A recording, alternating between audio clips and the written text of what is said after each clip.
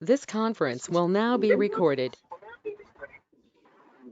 Good morning બાળકો.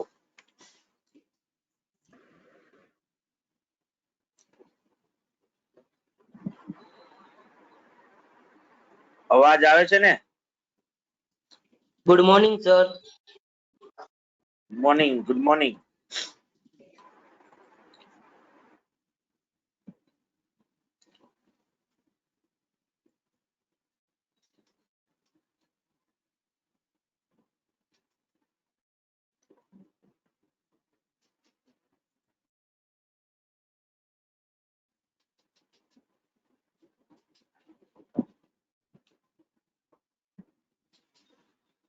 Okay, તો બાળકો આપણે પીપીઈ ના અંદર ગઈકાલે ડેપ્રિસિએશન વાળા પોર્શન ના અંદર આપણે એની મેથડ્સ ડેપ્રિસિએશન ની જે છે ત્યાં સુધીનું લીધું હતું. હા, એવું જ. સાચું સાચું. કેમ ખબર પડી જાય તને આમ બધી?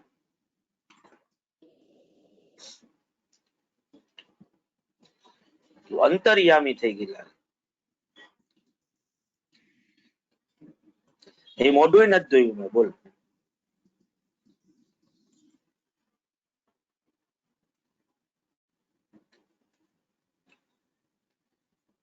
મોઢું નો જોયું તો બ્રશ ક્યાંથી કર્યું?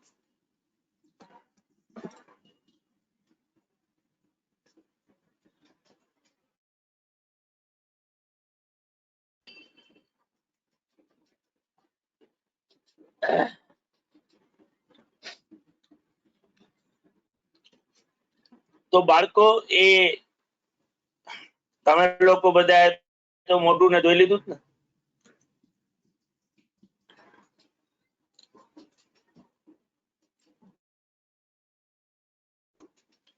ઓકે.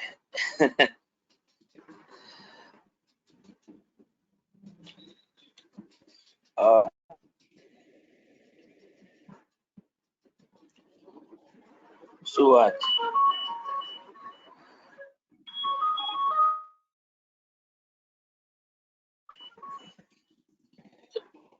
હલો,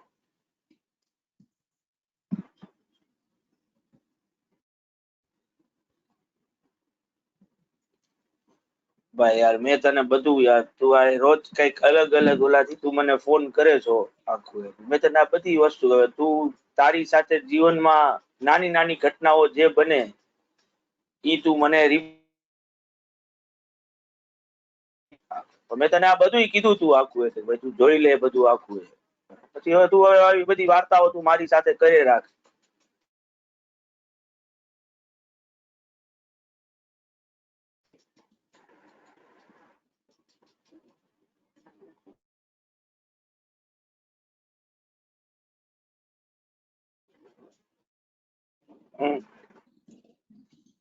હા, ઈ જોઈ લેશું તું આવ પછી. પાસે ઓલા પાસેથી લઈ લે, અલી થોડાક રૂપિયા, 50-100 રૂપિયા જેવું લઈ લે અને જ્યાં તારે જ્યાં જવું. હા,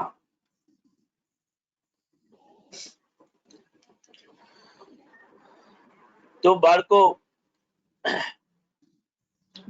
આપણા ડેપ્રિસિએશન ના પોઈન્ટમાં જે લાસ્ટ પોઈન્ટ જે છે કે આપણે ઓબ્વિયસલી જે ક્લાસ ઓફ પીપી ના અંદર લેન્ડ એન્ડ બિલ્ડિંગ નો ક્લાસ જે છે બતાવે છે. જનરલી લોકો જે છે લેન્ડ માથાકૂટ એ થાય કે because of land and building બે આપણે હમણાં જ કમ્પોનન્ટ કાલે ડિસ્કશનમાં લીધી, તો બે અલગ અલગ કમ્પોનન્ટ છે. એમાં land in most of the cases ના અંદર નોન ડેપ્રિશિયેબલ હોય છે અને બિલ્ડિંગ જે છે બરાબર. એટલે બંને નું તમારે અકાઉન્ટિંગ જે છે એ શું કરવું પડે? એ કરવા ના રૂપિયા કેટલા રૂપિયા જે આપણે ગઈકાલે ક્વેશ્ચન કર્યો ડેપ્રિસિએશન ગણવાનો, તો ત્યાં આપણે જોયું હતું. કટ થાય છે ભાઈ? હા સર. મારો વોઇસ કટ થાય છે. હવે જોવો જોઈએ. આવ્યો? હવે જો હવે પહોંચ્યો હશે. હા સર. સરખો પહોંચ્યો જો. આવ્યો ને સરખો. તો જનરલી જે હું વાત કરતો હતો એ રીતે કે આપણે ગઈકાલે જ એક ડેપ્રિસિએશન નો ક્વેશ્ચન લીધો કે જે સાથે બતાવેલી હતી 70 લાખ રૂપિયાની હતી અને આપણે ત્યાં જોયું કે લેન્ડ ના રૂપિયા અલગથી ગણેલા હતા, બિલ્ડિંગ ના રૂપિયા અલગથી ગણેલા. એટલે તમે લેન્ડ એન્ડ બિલ્ડિંગ સાથે બતાવતા હો તો તમારે એની સેપરેટ કોસ્ટ ગણીને રાખવી જ પડે કે લેન્ડ કેટલા રૂપિયાની છે અને બિલ્ડિંગ કેટલા રૂપિયાની છે. કારણ કે લેન્ડ જે છે એ મોસ્ટ ઓફ ધ કેસીસમાં કેવું બનશે, નોન ડેપ્રિશિયેબલ અસેટ બનશે કારણ કે એની ઇન્ફાઇનાઇટ લાઈફ હશે. જ્યારે બિલ્ડિંગ એક ડેપ્રિશિએટેડ અસેટ બનશે કારણ કે એની એક લિમિટેડ લાઈફ જે છે એ છે. બરાબર. લેન્ડમાં અમુક એક્સેપ્શન છે કે જેમ કે તમે ક્વેરીઝ કે તમે લેન્ડફિલ તરીકે લેન્ડ નો યુઝ કરતા, એટલે કે તમારી પાસે જો ખાણ હોય, બરાબર, તો ઓબ્વિયસલી ખાણની યુઝફુલ લાઈફ લિમિટેડ છે. જ્યાં સુધી એના અંદર કોલસાનો કે જેની પણ ખાણ છે, લાઇમસ્ટોનની કે જેની પણ, જ્યાં સુધી એનો જથ્થો યા પડ્યો છે ત્યાં સુધી તમારા કામમાં આવશે. એકવાર એ જથ્થો પૂરો થઈ ગયો તો એ લેન્ડ તમારા માટે નકામી થઈ ગઈ. એ જ રીતે લેન્ડફિલ તરીકે જો લેન્ડ નો યુઝ થતો, લેન્ડફિલ એટલે શું, તો કે ઓલા આપણે જે કચરાઓ નાખવા માટે જ્યાં કરતા હોય, તમે જો ઓલા મોટા આપણે રાજકોટના અંદર છે આમ તો, પણ આપણે અહીંયા વેસ્ટ મેનેજમેન્ટ ડિપાર્ટમેન્ટ છે ભેગું, પણ તમે દિલ્હી કે મુંબઈ કે જાઓ ને તો ત્યાં ઓબ્વિયસલી જેટલો કચરો લોકો કરે છે એની સામે એવી વ્યવસ્થા નથી કે એને ઇમિડિયેટલી ડિસ્પોઝ ઓફ કરી શકાય. એટલે વા દિલ્હીમાં અને મુંબઈમાં તો મોટા મોટા પર્વતો બનેલા છે કચરાના. તો ઓબ્વિયસલી ડમ્પિંગ ગ્રાઉન્ડ, હા બરાબર છે, એને આપણે લેન્ડફિલ કહીએ. તો ઓબ્વિયસલી તમે જો લેન્ડ નો યુઝ લેન્ડફિલ તરીકે કરતા હો તો એમાંય માથાકૂટ છે કે એક સર્ટેન પોઈન્ટ પછી ત્યાં તમે કચરો નાખી નહીં શકો. કારણ કે આજે ત્યાં તમે કદાચ કચરાનું માઉન્ટેન બનાવો તો એક સર્ટેન પાર્ટ પછી તો યા તો પહોંચી નહીં શકાય જેટલી ઊંચાઈએ એ કચરો પહોંચી ગયો હશે. તો ઓબ્વિયસલી એવી લેન્ડની લાઈફ તમે લિમિટેડ કહી શકો. બાકી કોઈ પણ લેન્ડ હશે, ખાસ કરીને જે આપણે ફેક્ટરી બિલ્ડિંગ આપણે જેના ઉપર બનાવ્યું છે એ લેન્ડની લાઈફ તો અનલિમિટેડ જ આવશે. બરાબર. અને લેન્ડની life over a period of time શું થતી હશે, વધતી હશે.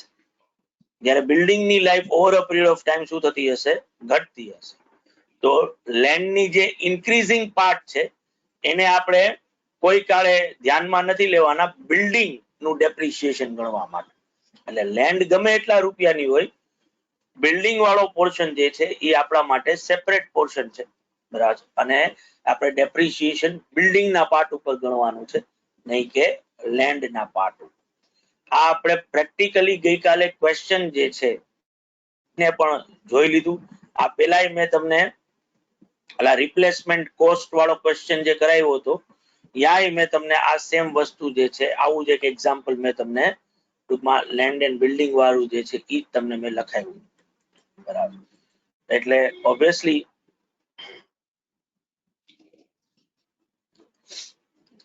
લેન્ડ એન્ડ બિલ્ડિંગ નું અકાઉન્ટિંગ કેમ કરવું એ આપણે ત્યાં જોઈ લીધું છે. તમને ખાલી યાદ દેવડાવવા માટે હું એક ક્વેશ્ચન ઉપર તમને લઈ જઈ રહ્યો છું.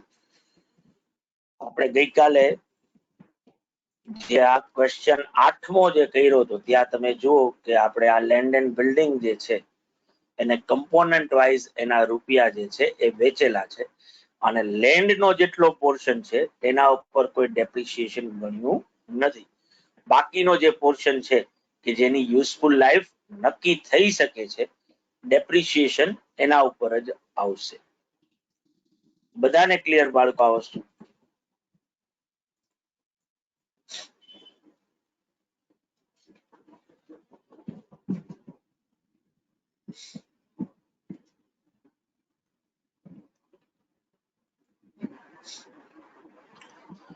તો હવે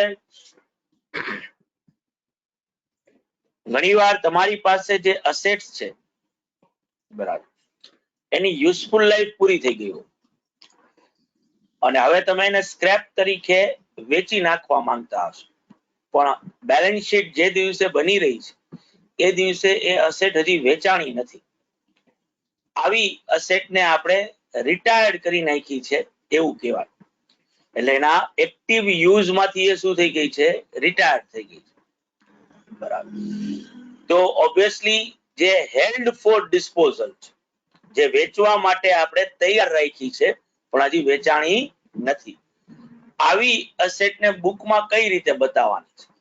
તો કે આવી અસેટને બુકમાં બતાવવા માટે આપણા AS2 નો રૂલ આવશે કે એની carrying amount or net realisable value whichever is less થી તમારે એને બુકના અંદર બતાવવાની થશે. એટલે એવી કોઈ પણ પીપી કે જે રિટાયર્ડ ફ્રોમ એક્ટિવ યુઝ છે, એટલે કે જે હવે તમારા એક્ટિવ યુસેજમાં આવતી નથી, જેને તમે વેચવાના છો પણ હજી વેચાણી નથી, એને બુકમાં કઈ રીતે બતાવવાની છે?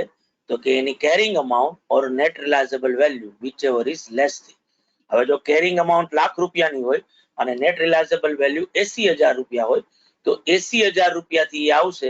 ધેટ મીન્સ કે તમે 20,000 રૂપીસ ઓછા કરી રહ્યા છો એની કેરિંગ અમાઉન્ટ.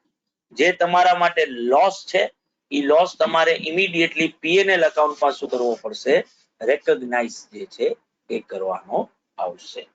બરાબર. એનાથી શું છે કે આપણી પાસે જે પીપી છે, કર્સર ક્યાં હોય? એક જ મિનિટ બાળકો.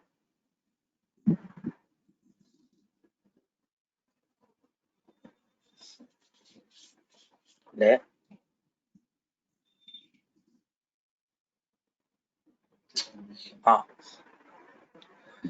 એને જો આપણે વેચી નાખીએ, એને ડિસ્કાર્ડ કરી દઈએ, એને ડિસ્પોઝ કરી નાખીએ, બરાબર, તો તમારે બુકમાંથી એ પીપી ને શું કરી નાખવી પડે? કાઢી નાખવી. તો ઓબ્વિયસલી આ ડી રેકગ્નિશન કર્યું કહેવાય. જ્યારે તમે પીપી ને બુકમાં લખો છો તો એને રેકોગ્નિશન કર્યું કહેવાય. હવે બુકમાંથી તમે એને કાઢી રહ્યા છો તો એ તમારા માટે શું બનશે? ડી રેકોગ્નાઇઝ થયું ગણાશે. બરાબર. તો જે કાંઈ પણ કેરિંગ અમાઉન્ટ છે બુકમાં, એટલે કે જેટલા રૂપિયાથી તમે પીપી ને બતાવી રહ્યા છો એ તમારે ડી રેકોગ્નાઇઝ કરવી પડશે જ્યારે એનું ડિસ્પોઝલ તમે કરતા હશો, ઓર હવે એમાંથી કોઈ ફ્યુચર ઇકોનોમિક બેનિફિટ મળવાનો બંધ થઈ ગયો હશે તો તમારે પીપી ની કેરિંગ ને બુકમાંથી કાઢી નાખવી પડશે. અને તમે જો એને વેચશો તો તમને એની સામે રૂપિયા મળશે. તમારી સેલ વેલ્યુ અને કેરિંગ અમાઉન્ટ નો ડિફરન્સ તમારા માટે પ્રોફિટ કે લોસ થશે. બરાબર. આ પ્રોફિટ કે લોસ તમારે પીએનએલ એકાઉન્ટમાં એઝ અ ગેઇન બતાવ. બરાબર. અગેન ગેઇન અને રેવન્યુ વચ્ચે ડિફરન્સ છે. હું તમને જ્યારે અકાઉન્ટિંગ ફ્રેમવર્ક સમજાવીશ તો ત્યારે આપણે ઇન્કમ ની ટર્મ જ્યારે સમજીશું ને ત્યારે હું તમને આ વસ્તુ વધારે એલોબરેટલી સમજાવીશ કે જે ગેઇન છે અને જે ઇન્કમ છે, બરાબર, અથવા તો જે રેવન્યુ છે એ બે ઓબ્વિયસલી એકબીજાથી અલગ અલગ છે. બરાબર. રેવન્યુ આપણે આ ટ્રેડિંગ એક્ટિવિટી માંથી જનરેટ થાય. સરપ્લસ જે આપણે ખર્ચો કર્યો છે એની સામે જે રૂપિયા મળે, બરાબર, આપણે જે બિઝનેસ એક્ટિવિટી કરી રહ્યા છીએ એ રેવન્યુ કહેવાય. અસેટ વેચવું અને વેચવાથી જે પ્રોફિટ થાય છે એ મારી રેવન્યુ નથી. બરાબર, રાઈટ. અને અસેટ વેચવું ને જે રૂપિયા મળે છે એ રેવન્યુ નથી, કહેવાય. એટલા રૂપિયા મળ્યા, બરાબર, એનો ડિફરન્સ મારા માટે ગેઇન થશે. બરાબર. જો કેરિંગ અમાઉન્ટ કરતા ઓબ્વિયસલી મારી સેલિંગ પ્રાઇસ જે છે એ વધારે હોય તો, અને સેલિંગ પ્રાઇસ જો ઓછી હોય તો ઓબ્વિયસલી એ અમારા માટે લોસ જે છે એ આવશે. બરાબર. જે મારે મારા પીએલ અકાઉન્ટના અંદર શું કરવાનો છે? બતાવવા થશે. બરાબર છે બાળકો? અહીંયા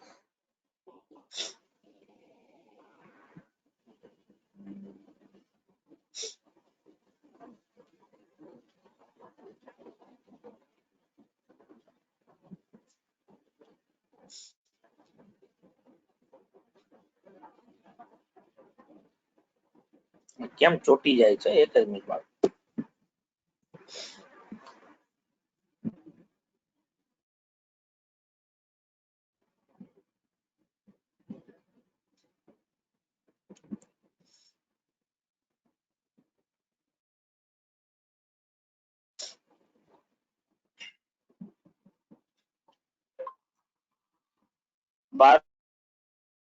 બંધ થઈ ગયું છે, કાળું કાળું આવી ગયું છે એવું માનું છું. સ્ક્રીન ઉપર તમને દેખાનું, મારી સ્ક્રીન ઉપર કાળું કાળું આવી કાળું કાળું જ આવ્યું.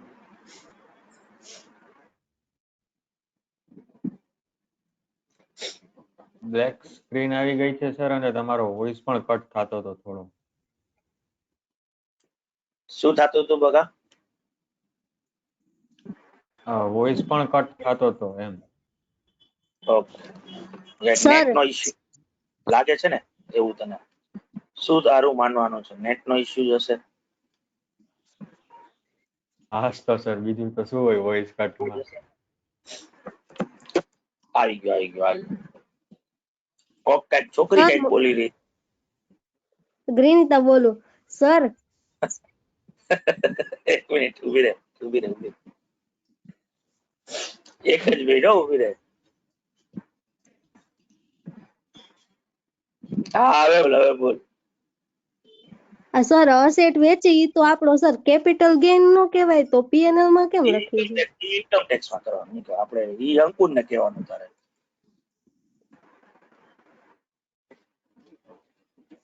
અકાઉન્ટ ના અંદર કેપિટલ ગેઇન જેવી કોઈ વસ્તુ ન હોય.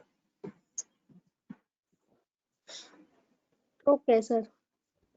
બરાબર, એટલે અંકુર ને આ તું પૂછજે હો તું કે આ અસેટ વેચી એટલે કેપિટલ ગેઇન નું શું કરવાનું,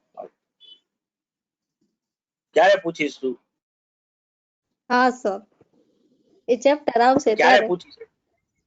ના એવું થોડું હોય. એટલે તું ઘણી બધી વસ્તુ એવી મને પૂછે છો કે જે આપણે ભણ્યા ન હોય તો મને પૂછી લેશ ને. હા સર, પૂછી લે. હા હા લે. તો બાળકો, અસેટ જે છે એ આપણે યાદ રાખવાનું છે કે જે કેરિંગ અમાઉન્ટ છે અને જે સેલ વેલ્યુ છે, આનો ડિફરન્સ મારા માટે પ્રોફિટ કે લોસ થશે, જે મારે ક્યાં બતાવવાનો છે? તો કે જે મારે મારા પીએનએલ એકાઉન્ટ ના અંદર જે છે એ બતાવવાનો થશે. હવે વાત આવે કે હું જે છે એ મારું પીપી જે મેં બુક ના અંદર ક્યારે કોને પીપી કહેવાય એની ડેફિનેશન હું સમજો, એ ક્યારે બુકમાં રેકોગ્નાઇઝ કરી શકાય એનો રેકોગ્નિશન ક્રાઇટેરિયા હું સમજો, કેટલા રૂપિયાથી એ વસ્તુ બતાવવાની એ પણ હું સમજો. બરાબર, એને ક્યારે ડી રેકોગ્નાઇઝ કરવાનું અને ડી રેકોગ્નાઇઝ વખતે શું કરવાનું એ પણ આપણે કર્યું. એના પર ડેપ્રિસિએશન કેમ ગણવાનું એના રિલેટેડ પણ કર્યું. બરાબર, આ બધી વસ્તુ તમે તમારા બેલેન્સ શીટ અને statement of profit and loss ના અંદર જે છે એ બતાવો.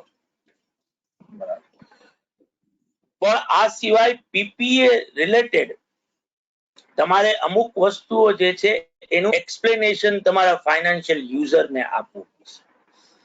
એટલે આપણે જનરલી જે આપણે ફાઇનાન્શિયલ સ્ટેટમેન્ટ્સ બનાવીએ છીએ ને એને સમજવા માટેની અમુક નોટ્સ જે છે એ આપણે ફાઇનાન્શિયલ યુઝર ને આપીએ છીએ.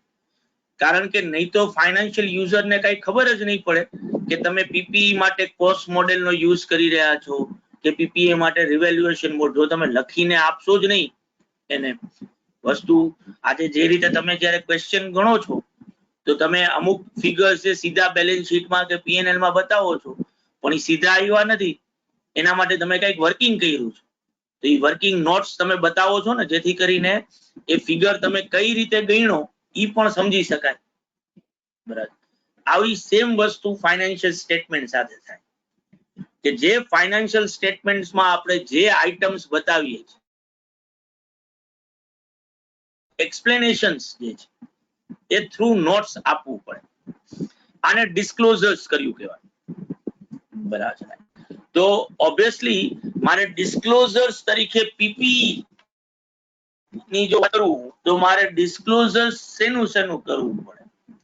તો કે એક તો મારે મેઝરમેન્ટ બેઝ મેં શું યુઝ કરેલો છે ગ્રોસ કેરિંગ અમાઉન્ટ બતાવવા માટે, એટલે કે હું કોસ્ટ મોડેલ ફોલો કર્યું છે કે રિવેલ્યુએશન મોડેલ ફોલો કર્યું છે, આ કેવું પડે.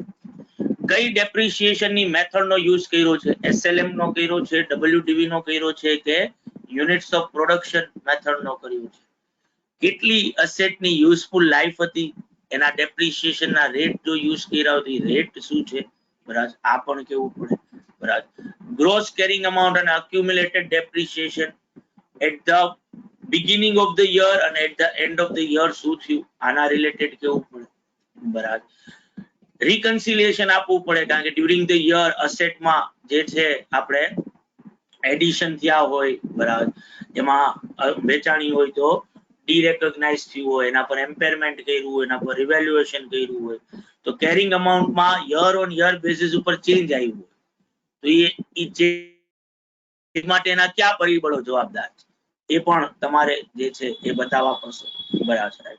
જો તમારા પીપી ના ટાઇટલ ઉપર કોઈ રિસ્ટ્રિક્શન્સ હોય, જેમ કે આજે તમે તમારી લેન્ડ એન્ડ બિલ્ડિંગ જે છે એ મોર્ટગેજ કરેલી છે કે હાઇપોથિકેટ કરેલી છે લોન લેવા માટે, બરાબર, તો તમારે એ ડિસ્ક્લોઝર તમારા ફાઇનાન્શિયલ યુઝર ને આપવું પડે કે ભાઈ આ જે લેન્ડ એન્ડ બિલ્ડિંગ જે બતાવી છે મારા અત્યારે બેલેન્સ શીટ ના અંદર એ ફ્રી હોલ્ડ પ્રોપર્ટી છે પણ એને મેં મોર્ટગેજ કરેલી છે લોન લેવા માટે, બરાબર.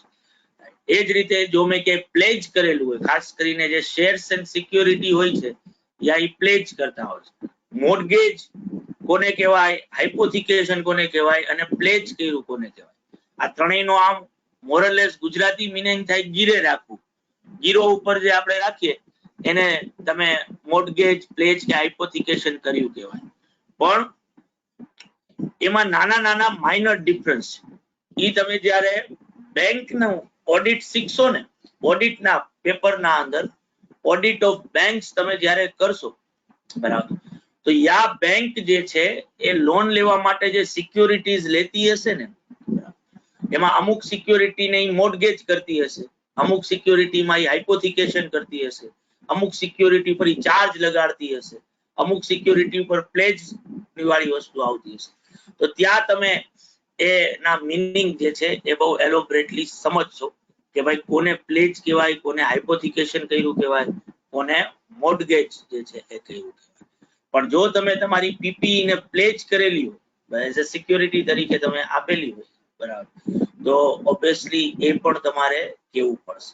કોઈ કોન્ટ્રાક્ચ્યુઅલ કમિટમેન્ટ હોય, કોઈ પીપી ને લેવા માટે તમે ઓલરેડી કોઈ કરાર કરેલો છે કોઈની સાથે, બરાબર, અને તમને ટૂંકમાં અમુક વર્ષોમાં જે છે એ 1 by 1 એ બધી આઇટમ્સ મળવાની છે, તો ઈ કોન્ટ્રાક્ચ્યુઅલ કમિટમેન્ટ રિલેટેડ પણ તમારે ડિસ્ક્લોઝર જે છે એ આપવું પડશે, બરાબર.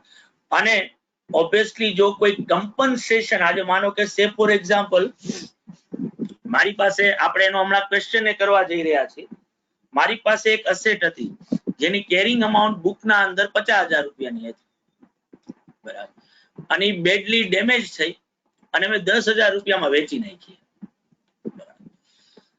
આ અસેટ ઉપર મેં ઇન્સ્યોરન્સ લીધેલો હતો અને ઇન્સ્યોરન્સ કંપનીએ મને 25,000 રૂપિયા જે છે એ કમ્પન્સેશન ના ચૂકવ્યું. તો આ જે કમ્પન્સેશન મને મળી રહ્યું છે ને એને મારા અસેટ સાથે કોઈ લેવા દેવા નથી.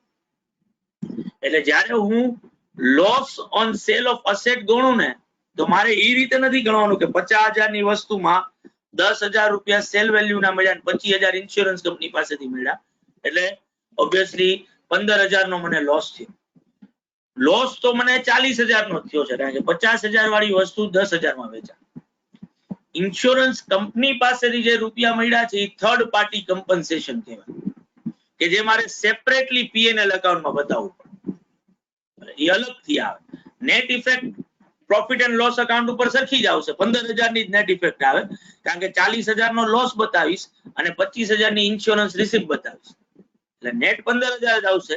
પણ એ સીધા 15 નથી બતાવી દેવા, 40,000 અલગથી બતાવવાના છે અને 25,000 અલગથી બતાવવાના છે. એટલે જે કમ્પન્સેશન મળી રહ્યું છે થર્ડ પાર્ટી પાસે, બરાબર, જે મારે ઓબ્વિયસલી સેપરેટલી શું કરવાનું છે, ડિસ્ક્લોઝ કરવાનું. આ બેઝિક રૂલ છે.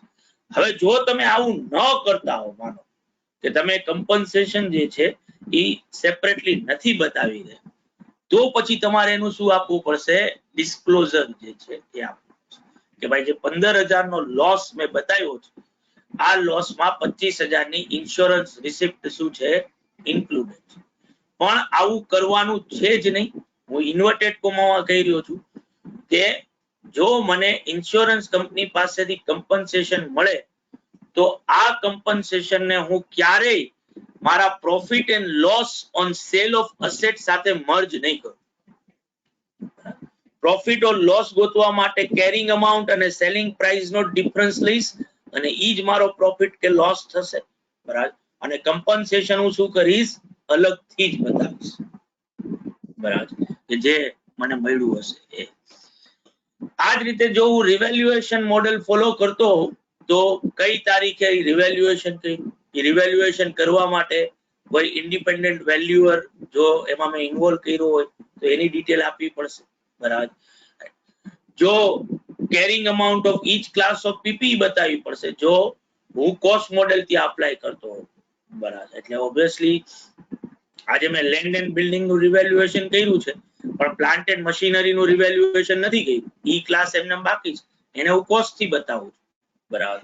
તો મારે એની કેરિંગ અમાઉન્ટ વિશે કેવું પડશે, બરાબર. અને જે રિવેલ્યુએશન સરપ્લસ હું બતાવી રહ્યો છું એ એક જ મિનિટ બાળકો, શું કહેશ? મને તો કાઈ કહીને નથી જાતી યાર. તને નો ચપ્પલ મૂક્યા છે ને ગેટ ખુલ્લો છે. વહી ગઈ યાર. શું? સારું હાલો તો કાઈ તું તો તને કહું છું કાઈ બીજી લઈ આવી આપણે. ના તો ક્યાં ગઈ? પણ કીધા વગર વહી ગઈ યાર. એ તો મેં એટલે કીધું તો આપણે તરબૂચ બેને. લેવા જાઉં છું. તો પછી ડોબા તો આ તો મને તો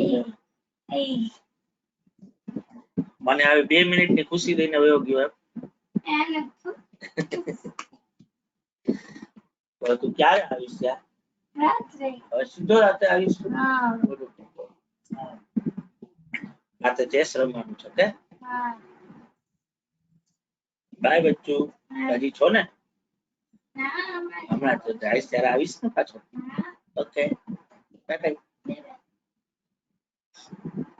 મમ્મા એ કીધું કે તું વહી ગઈ.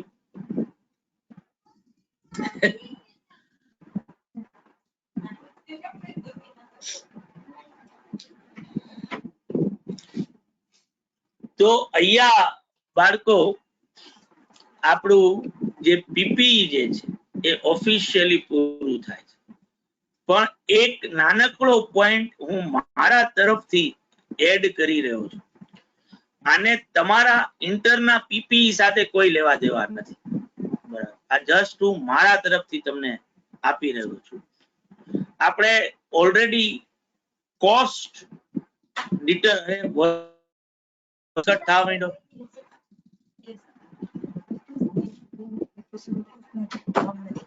તમે બોલતા હતા ચાલુ છે લેક્ચર મારો. તમે બોલતા હતા કે હતું.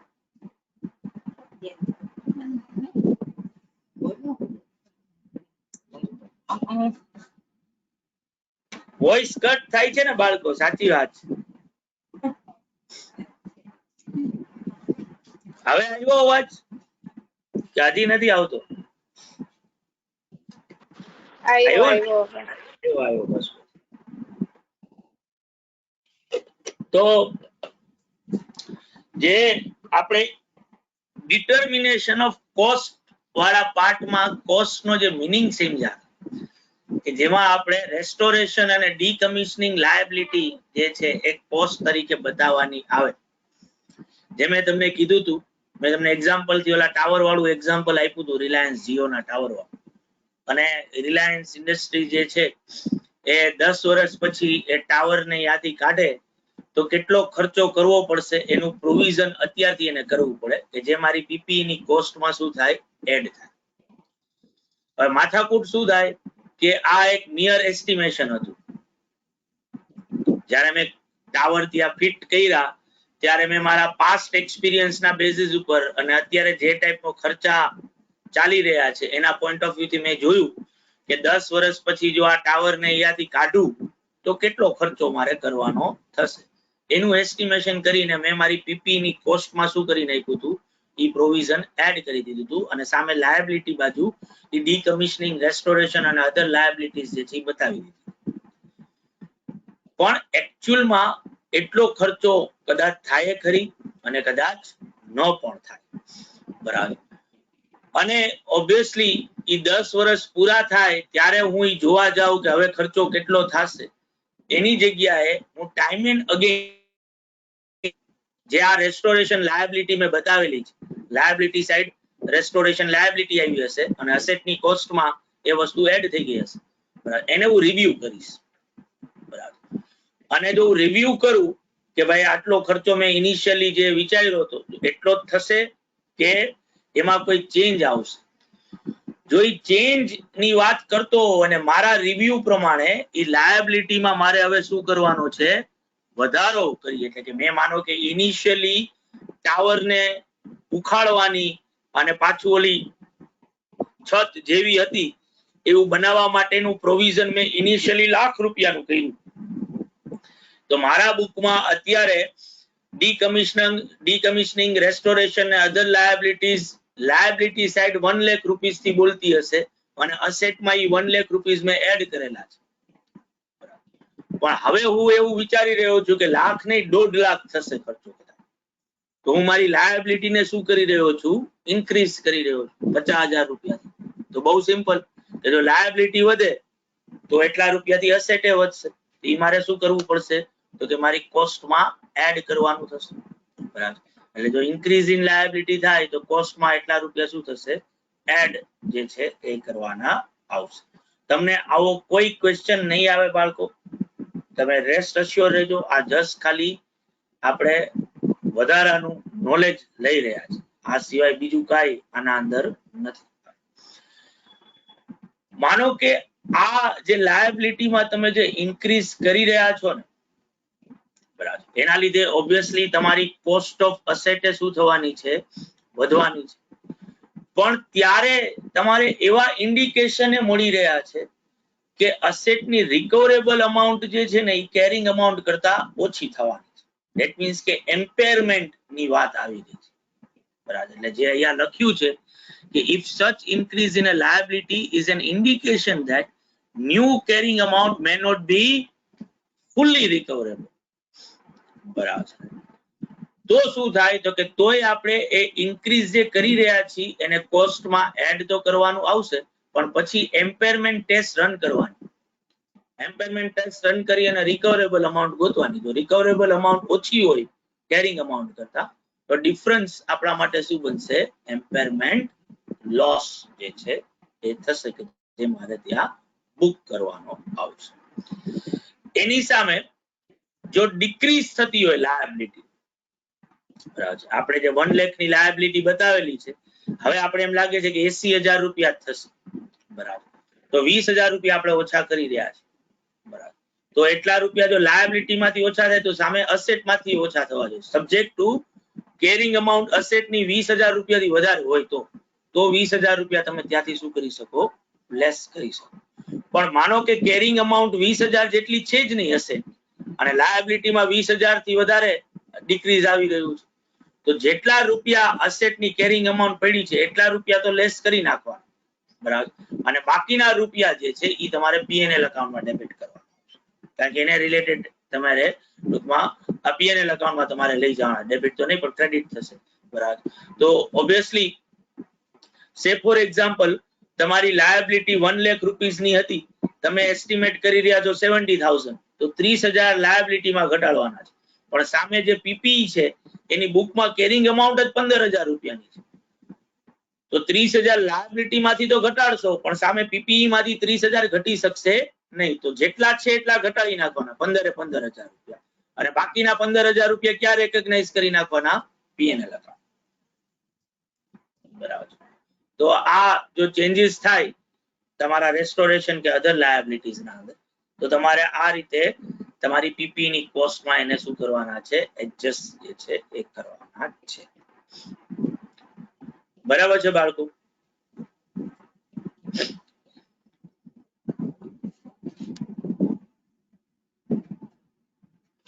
તમારે ડેપ્રિસિએશન મેથડ પછી આ લેન્ડ એન્ડ બિલ્ડિંગ વાળો પોઈન્ટ થિયોરીમાં લખવાનો છે બાળકો. આ ચેન્જીસ વાળો નહીં લખો તો ચાલશે, પણ આ રિટાયરમેન્ટ વાળો પોઈન્ટ લખવાનો જ, કઈ રીતે અસેટ રિટાયર થાય તો બુકમાં બતાવવાની છે. અને ડીરેકોગ્નાઇઝેશન વાળો પોઈન્ટ જે છે, બરાબર, આ અને ડિસ્ક્લોઝર્સ, બરાબર, આ બધું તમારે જે છે એ બુકમાં લખવાનું થશે. અને હજી એક નાનકડો પોઈન્ટ ડિસ્કશનમાં આપણે નથી લીધો, એ પણ તમને કહી દઉં, એટલે આપણે થિયરીને 100% અહીંયા પૂરી કરીએ. રિપ્લેસમેન્ટ કોસ્ટ આપણે સમજ્યા, તો થેન્ક યુ આવી ગયું.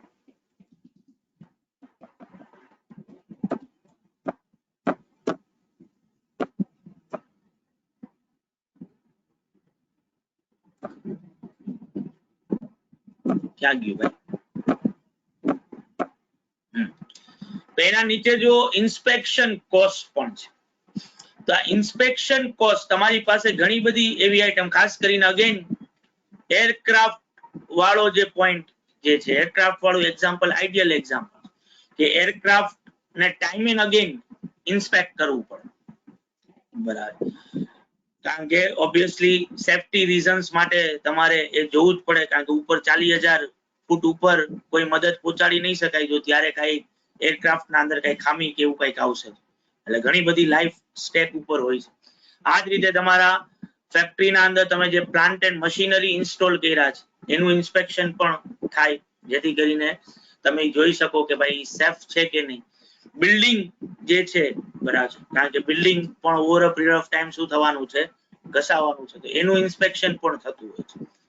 તો જો તમે આવું કોઈ ઇન્સ્પેક્શન કરાવતા હો ને એને રિલેટેડ તમે જો કોઈ કોસ્ટ ઇન્કર કરતા હો, તો આ કોસ્ટ તમે જે ઇન્કર કરો છો એ તમારે કેપિટલાઇઝ કરવાની આવે જો આ ઇન્સ્પેક્શન કોસ્ટ પીપીઈ ના રેકોગ્નિશન ક્રાઇટેરિયાને ફૂલફિલ કરતી હોય, બરાબર. ધેટ મીન્સ કે એમાંથી કોઈ આવું ઇન્સ્પેક્શન કરવાના લીધે કોઈ તમને ફ્યુચર ઇકોનોમિક બેનિફિટ મળવાનો હોય અને એની કોસ્ટ રેડીલી મેજર થતી હોય, તો તમારે ઇન્સ્પેક્શન કોસ્ટ પીપી ના કોસ્ટ ના અંદર એડ કરી દેવાનું છે, બરાબર. એલ્સ નહીં તો એ પીએનએલ માં જશે. અને જો પીપી ની કોસ્ટ માં એડ કરતા હો તો રિપ્લેસમેન્ટ કોસ્ટ જેવું થશે, કે જો અર્લિયર ઇન્સ્પેક્શન કોસ્ટ તમારી ઓલરેડી ઇન્ક્લુડેડ હોય તો એને તમારે શું કરવી પડશે, ડીરેકોગ્નાઇઝ કરવી પડશે, અને એની જગ્યાએ આ નવી ઇન્સ્પેક્શન કોસ્ટ શું કરવી પડશે, એડ કરવી પડશે. એટલે રિપ્લેસમેન્ટ કોસ્ટ કે ઇન્સ્પેક્શન કોસ્ટ અકાઉન્ટિંગ બેયનું કેવું થાય, સેમ જ થાય. જૂનો કોસ્ટ નો પાર્ટ કાઢવાનો અને નવો પાર્ટ ત્યાં શું કરવાનો, એડ કરવાનો આવશે, જો એ ખર્ચો પીપીઈ ના રેકોગ્નિશન ક્રાઇટેરિયાને ફૂલફિલ કરતું હોય તો, બરાબર બાળકો.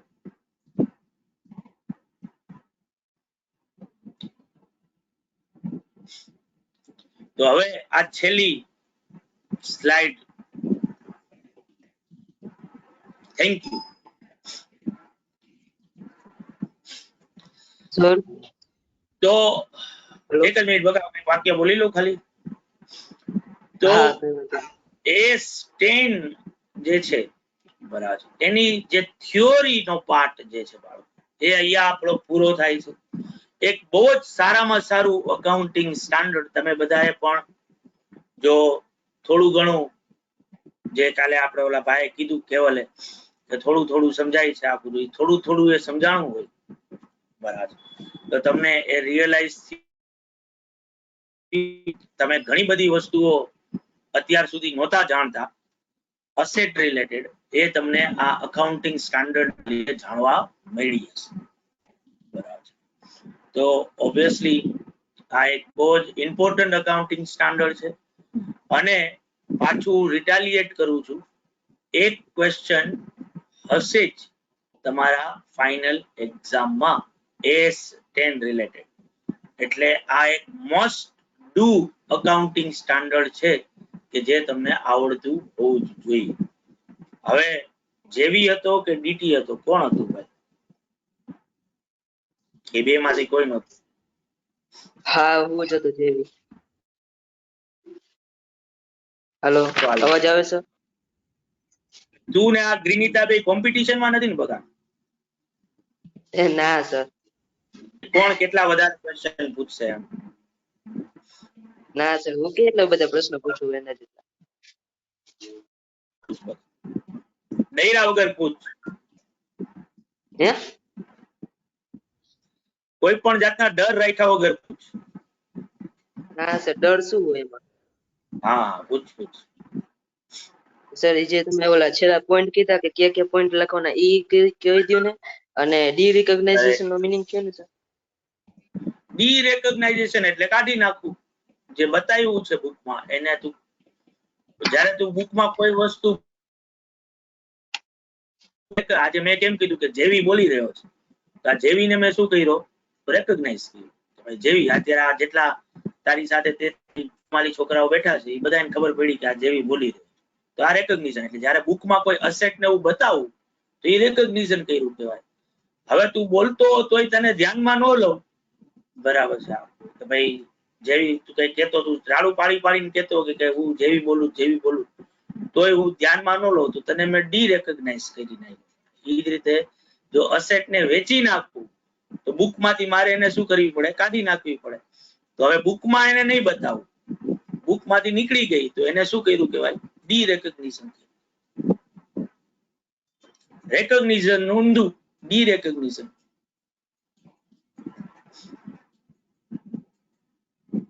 Okay sir, Jaybhai. હા, અને આ તો મેં કીધું, સમજાઈ ગયું. અવાજ આવે છે? જો આ લેન્ડ એન્ડ બિલ્ડિંગ લખવાનું, જો આ નહીં લખવાનું, રિટાયરમેન્ટ લખવાનું, ડી રેકોગ્નિશન લખવાનું, અને આ ડિસ્ક્લોઝર્સ લખવાનું. આ થેન્ક યુ નહીં લખતો ચાલશે? હા, નહીં લખવું.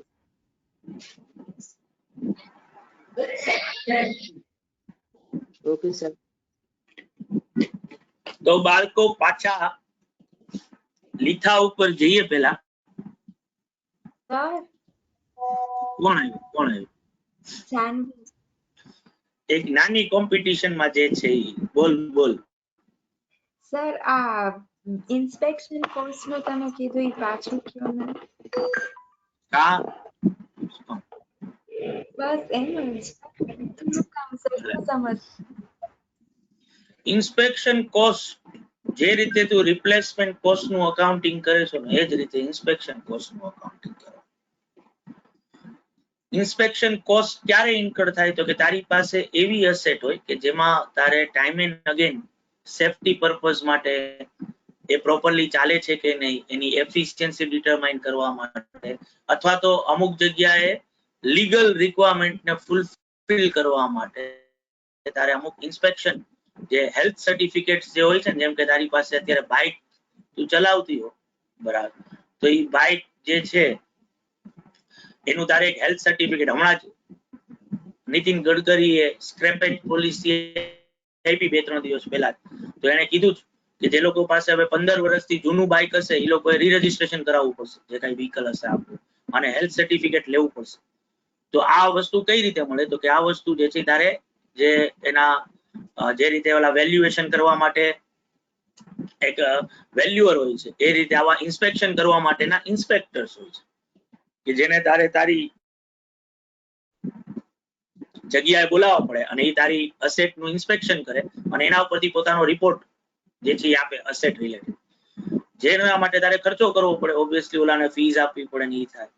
તો આ ઇન્સ્પેક્શન નો જે ખર્ચો તે ઇન્કર કર્યો, જેમ કે મેં એરક્રાફ્ટ નું એક્ઝામ્પલ આપ્યું, બરાબર, મેં મશીનરી નું એક્ઝામ્પલ આપ્યું, કે જ્યાં તમારે ટાઈમ એન્ડ અગેન શું કરવું પડશે? ઇન્સ્પેક્શન કોસ્ટ ઇન્કર કરવી પડશે. તો ઓબ્વિયસલી જો આ ઇન્સ્પેક્શન કોસ્ટ જે ઇન્કર કરે છો તું, જે ખર્ચો આજે મેં ફોર એક્ઝામ્પલ 5 લાખ રૂપિયાનો ખર્ચો કર્યો છે, તો આ 5 લાખ રૂપિયા મારે પીપીઈ ની કોસ્ટમાં એડ કરવા કે નહીં? એનો બેઝિક રૂલ શું છે? તો કે આ ઇન્સ્પેક્શન કોસ્ટ ના લીધે જો મને ફ્યુચર ઇકોનોમિક બેનિફિટ તો એ પીપીઈ ના રેકોગ્નિશન ક્રાઇટેરિયાને ફૂલફિલ કરે, જે રીતે ઓલા રિપ્લેસમેન્ટ કોસ્ટમાં સમજાતા થાય. તો પછી મારે એને કેપિટલાઇઝ કરવા પડે, તો મારે એને પીપીઈ ની કોસ્ટમાં એડ કરવાનું, બરાબર. જો આ એડ કરતો હોઉં તો ઓલરેડી પ્રીવિયસ પાછલા કોઈ વર્ષોમાં મેં ઇન્સ્પેક્શન કરાવ્યું હોય અને એની કોસ્ટ મેં પીપીઈ માં એડ કરી હોય, એની કેરિંગ અમાઉન્ટ મારી પાસે અત્યારે હોય તો ઈ કેરિંગ અમાઉન્ટ ત્યાંથી શું થાય ડીરેકોગ્નાઇઝ થાય અને આ નવી કોસ્ટ એડ એટલે રિપ્લેસમેન્ટ જેવું જ થાય કે આજે હું ટાયર બદલાવું છું તો જૂના ટાયરની કોસ્ટ લેસ થશે નવું ટાયર એમાં એડ થશે આ જ રીતે જૂની ઇન્સ્પેક્શન કોસ્ટ લેસ કરવાની નવી ઇન્સ્પેક્શન કોસ્ટ શું કરવાની એડ કરવાની બરાબર જો એ પીપીઈ ના રેકોગ્નિશન ક્રાઇટેરિયાને ફૂલફિલ કરતું હોય તો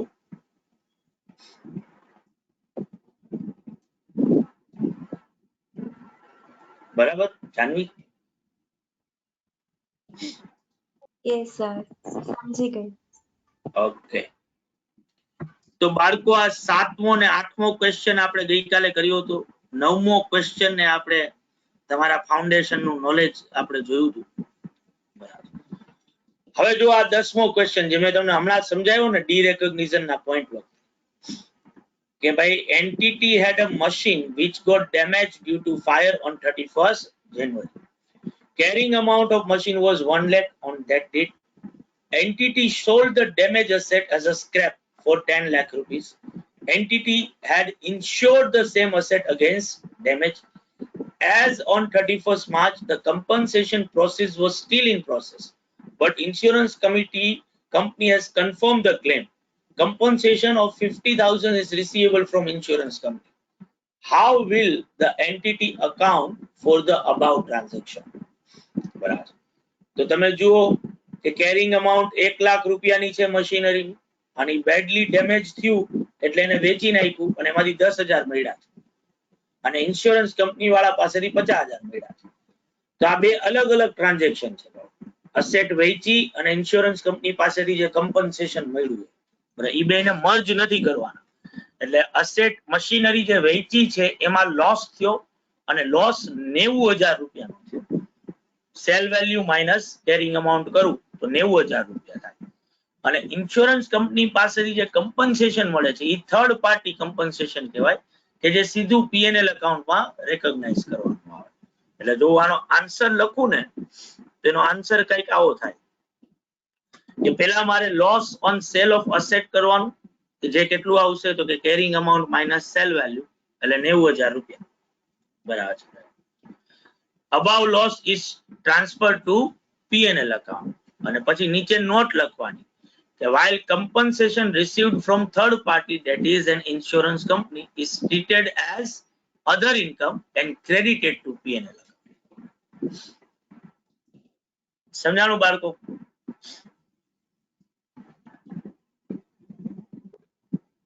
તો લખી નાખો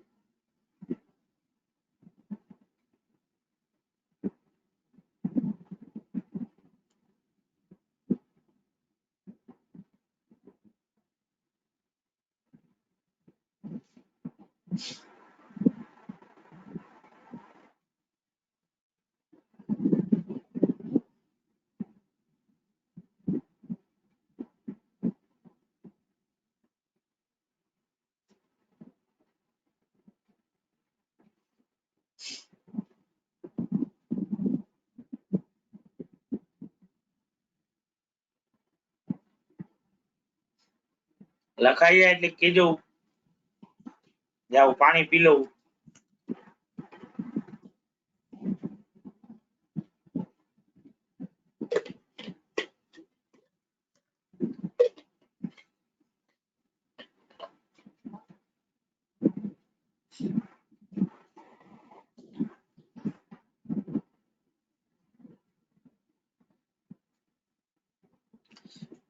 पल पल पल हर पल कैसे कटेगा पल हर पल पल पल पल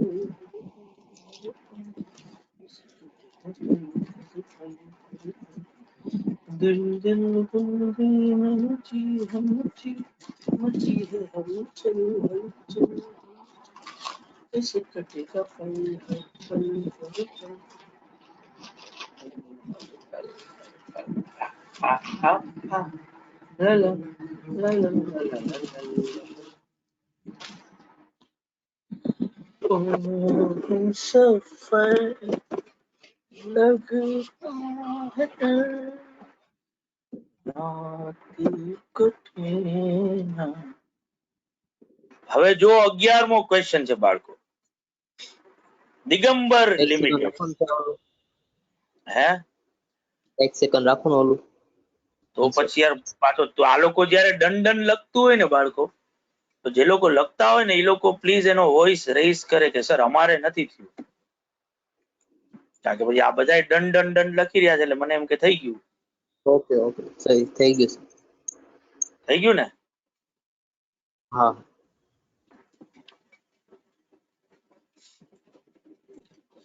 તું જો હૈ સાથ મેરે તો ટકર. તો જો દિગંબર લિમિટેડ છે, નામ જ દિગંબર છે, 25 લાખ રૂપિયાની મશીનરી 5 વર્ષ પહેલા લીધી હતી. ડેપ્રિસિએશન 10% લેવાનું છે SLM પ્રમાણે. યુઝફુલ લાઈફ 10 years છે. 2 years after acquisition company revalued machinery to 30 lakhs and created revaluation reserve to that extent. Depreciation was provided on revalued amount over balance useful life of 8 years. Machinery was sold in current year for 11,25,000.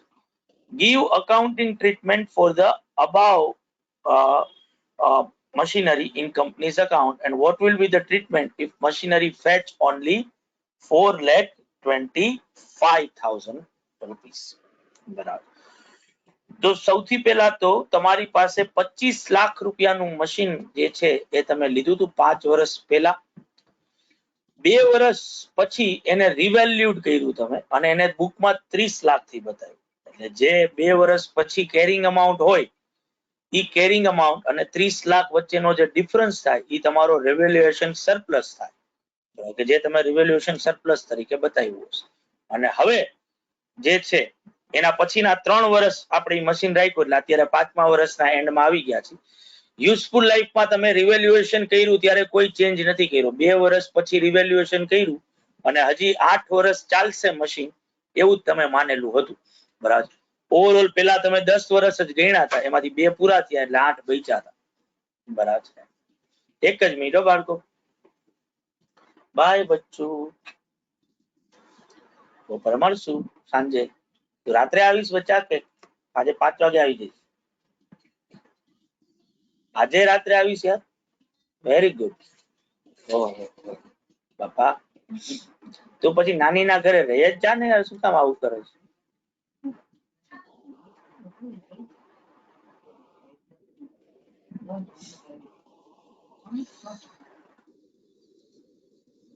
રાત્રે મળશું બચ્ચું. Bye bye. આવજે. Bye by.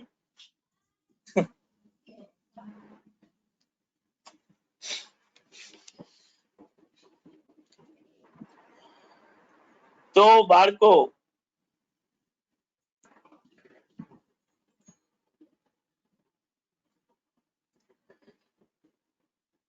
હા યાર મારે જાવું તો છે યાર, પણ શું થાય યાર, એ બાયડી મને બહાર નીકળવા જ નથી દેતી.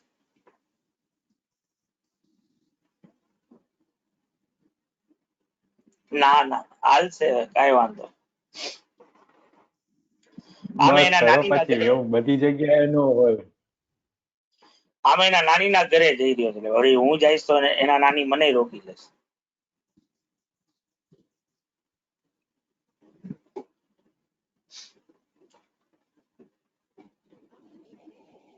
હા એટલે ઈ જ કહું છું ને, મારે રોકાઈ જવાય તો મારે. દિવસ કેમ કાઢશો એના વગર? હા હા યાર શું થાય, પણ તમે લોકો છો ને બાળકો એટલે વાંધો નથી.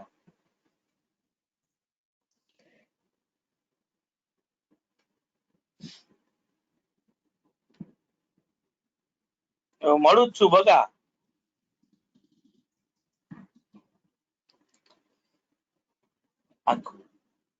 એટલે તો મેં કીધું કે મારા સાસુમાં એટલો બધો, પછી મને ઈ રોકી લે છે. ઘણી વાર ડિફરન્સ નથી કરી શકતા કે એનો નાતી કોણ છે ને જમાઈ કોણ છે આખો, એટલે ઈ પછી ખોટું ત્યાં મારે રોકાઈ જવું પડે તો હોય જ ને, એમ તો ઓબ્વિયસ છે. મેં ઘણાને પ્રેમમાં પાડી દીધા છે મારા તું, એટલે ઈ મોજ કરી દઉં.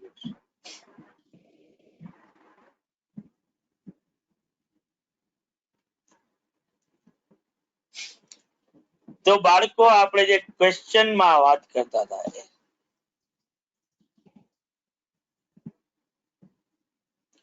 શું છે, પણ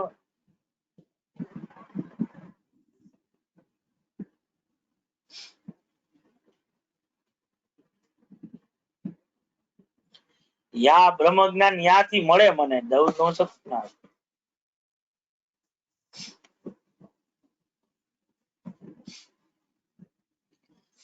ઈ મારા મમ્મી નું શું કહેવાય સોફિસ્ટિકેટેડ વર્ઝન છે. મારા મમ્મી જે હતા એ એક અલગ એક્સટ્રીમ ના હતા. મારા સાસુમાં એક અલગ પાછા આવેલા છે. એટલે એ બે લોકો મને બ્રહ્મ જ્ઞાન આપવાનું કામ કરતા. તો કે એમાં ઉલટું થાય ને, આમ તો મારા મમ્મી ધાર્મીને બ્રહ્મ જ્ઞાન આપતા.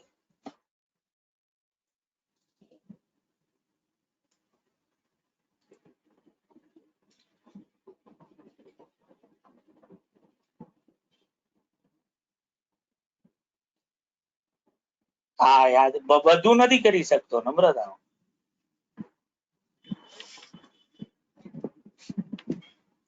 તો બાળકો પાછા મારી પર્સનલ લાઈફ માંથી ક્વેશ્ચન ઉપર આવી. 25 લાખ રૂપિયાની અસેટ જે તમે લીધી હતી, 2 વર્ષ પછી એને રિવેલ્યુ કરી અને 30 લાખ કરી, અને એના 3 વર્ષ પછી તમે એને વેચી નાખી છે 11,25,000 રૂપિયા. આપણે આની ગણતરી કરીને બતાવવાની છે. તો જો હું 5 વર્ષ આમ જોવા જાવ તો ટોટલ 5 વર્ષ થયા, 2 વર્ષ પછી રિવેલ્યુએશન અને 3 વર્ષ પછી વેચ્યું. મારે આ વેચવાના લીધે કોઈ પ્રોફિટ થયો છે કે લોસ થયો છે જો એ ગણવું હોય તો એના માટે મારી પાસે at the end of the 5th year ની કેરિંગ અમાઉન્ટ હોવી જોઈએ. બરાબર. તો જો હું કેરિંગ અમાઉન્ટ ગોતવાની વર્કિંગ કરું કે ભાઈ calculation of carrying amount at the end of the 5th year, તો હિસ્ટોરિકલ કોસ્ટ 25 લાખની હતી. બરાબર. 2 વર્ષ સુધી એના ઉપર મેં 10% લેખે ડેપ્રિસિએશન જો ગણ્યું હોય તો 5 લાખનું અક્યુમ્યુલેટેડ ડેપ્રિસિએશન એમાંથી લેસ થાય, એટલે carrying amount before revaluation 20 lakh રૂપિયા હોય. આ 20 લાખ વાળી વસ્તુને હું કરું છું 30 લાખ રૂપિયા, એટલે રિવેલ્યુએશન સરપ્લસ આવે 10 લાખ રૂપિયા. બરાબર. અને હવે બુકમાં એની વેલ્યુ હોય 30 લાખ રૂપિયાની. આ 30 લાખ ઉપર નેક્સ્ટ 8 years સુધી, કારણ કે હવે યુઝફુલ લાઈફ 8 વર્ષની બાકી છે, પ્રોસ્પેક્ટિવલી ડેપ્રિસિએશન આવે.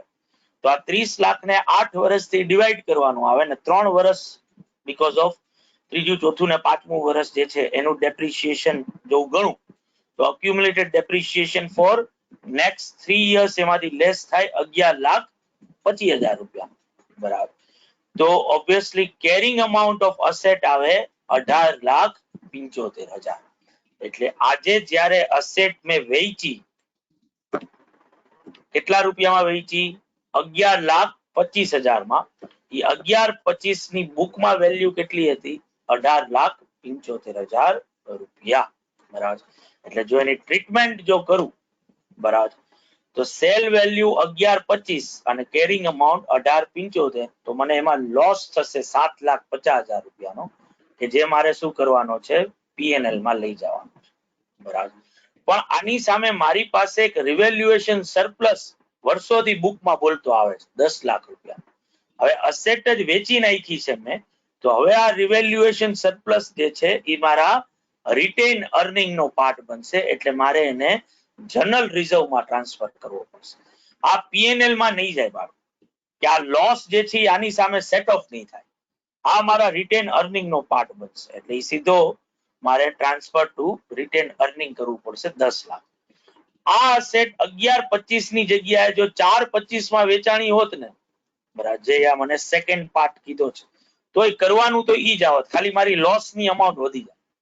કે લોસ હવે 14,50,000 નો થાય, કે જે મારે ક્યાં લઈ જવાનો આવે, પીએનએલ એકાઉન્ટમાં લઈ જવાનો આવે. જ્યારે આ 10 લાખ ને ક્યાં લઈ જવાના આવે, રિટેન અર્નિંગમાં. બરાબર.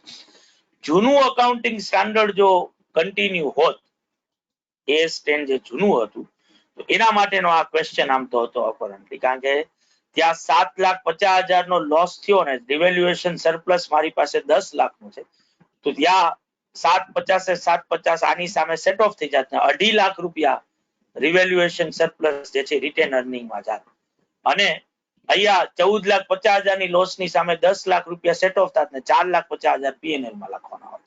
પણ અહીંયા આપણે આવું કઈ કરવાનું નથી. આ 10 લાખ રૂપિયા ઇન્ટેક જ રહેશે, જે રિટેન અર્નિંગ નો પાર્ટ બનશે. જ્યારે અસેટ વેચું છું એના લીધે જે લોસ થશે એ પીએનએલ માં જશે. એટલે સૌથી પહેલા તમારે ગોતવાનું શું, કેરિંગ અમાઉન્ટ ગોતવાની at the end of the 5th year. આ ગોતી લ્યો એટલે પછી ઓલી સ્લાઇડ કરું, બરાબર થઈ જાય એટલે મને કયો. સર, કોણ બોલે છે? હિમાંશી. બોલ હિમાંશી, બોલ. સર, આ 11,25,000 વાળું સમજાવો ને ફરીથી. Accumulated depreciation. લાખ રૂપિયા જો આ રિવેલ્યુએશન કર્યું 30 લાખ રૂપિયા થી, તો ક્વેશ્ચન માં જ કીધું છે કે રિવેલ્યુડ અમાઉન્ટ 30 લાખ ની છે. 2 વર્ષ પછી રિવેલ્યુએશન થયું છે, એ ક્વેશ્ચન માં કીધું છે. એટલે આ 30 લાખ રૂપિયા જે આપણે 2 વર્ષ પછી બુકમાં બતાવેલા હોય, આ 30 લાખ કેમ આવ્યા એ સમજાણું છે તને? હા સર. બરાબર. હવે તને બહુ ચોખ્ખું કીધું છે ક્વેશ્ચન ના અંદર, તું જો વાંચીશ તો, કે રિમેનિંગ યુઝફુલ લાઈફ હવે કેટલી રહી, તો કે આ 2 વર્ષ પછી મેં રિવેલ્યુએશન કર્યું છે, બરાબર, રાઈટ. તો મારી જે રિમેનિંગ યુઝફુલ લાઈફ જે છે, જો અહીંયા લખ્યું છે કે depreciation on revalued amount over balance useful life of 8 years. બરાબર. મારે ક્વેશ્ચન જે કરવાનો છે એ છે કે હું આ અસેટ ક્યારે વેચી રહ્યો છું? અસેટ કરંટ યર માં વેચી રહ્યો. કરંટ યર એટલે શું? તો કે આજે પહેલી લાઈનમાં કીધું છે, બરાબર, કે ભાઈ અસેટ લીધી ને એના 5 વર્ષ પછી જે છે હું અસેટ ને શું કરી રહ્યો છું, વેચી રહ્યો છું. આ પોર્શન ને સમજાણો તને? હા સર. તો એનો મતલબ શું થયો હવે, કે તારી પાસે જો અસેટ વેચી તો તને પ્રોફિટ થયો છે કે લોસ થયો છે, ઈ જો તારે જાણવું હોય તો તારી પાસે શું હોવું જોઈએ, કે 5મા વર્ષના એન્ડમાં બુકમાં અસેટની વેલ્યુ કેટલા રૂપિયાથી આપણી પાસે બતાવીએ છીએ, એની કેરિંગ અમાઉન્ટ આપણી પાસે હોવી જોઈએ. તો જ કેરિંગ અમાઉન્ટ ને સેલ વેલ્યુ સાથે કમ્પેર કર તો તને ખબર પડે કે પ્રોફિટ થયો કે લોસ થયો. બરાબર. તો આપણે અહીંયા સુધી પહોંચ્યા 30 લાખ સુધી. આ 30 લાખ 5મા વર્ષના એન્ડ ની વેલ્યુ છે? ના સર. એ બીજા વર્ષના એન્ડ ની વેલ્યુ છે, બરાબર. આ બીજામાંથી મારે જો 5મા વર્ષમાં જવું હોય તો હજી 3 વર્ષનું ડેપ્રિસિએશન આમાંથી શું થાય? લેસ કરવું પડે. બરાબર ને? તો એ ડેપ્રિસિએશન ગણવું પડે. રિવેલ્યુડ અમાઉન્ટ ઉપર ડેપ્રિસિએશન ગણવાનું છે. એટલે 30 લાખ રૂપિયા, અને હવે યુઝફુલ લાઈફ કેટલી બચી? 8 વર્ષની. કારણ કે 2 વર્ષ તો પૂરા થઈ ગયા છે, તો એને 8 વર્ષથી ડિવાઈડ કરીશ અને 3 વર્ષથી મલ્ટીપ્લાય કરીશ, એટલે 11,25,000 રૂપિયા આવશે.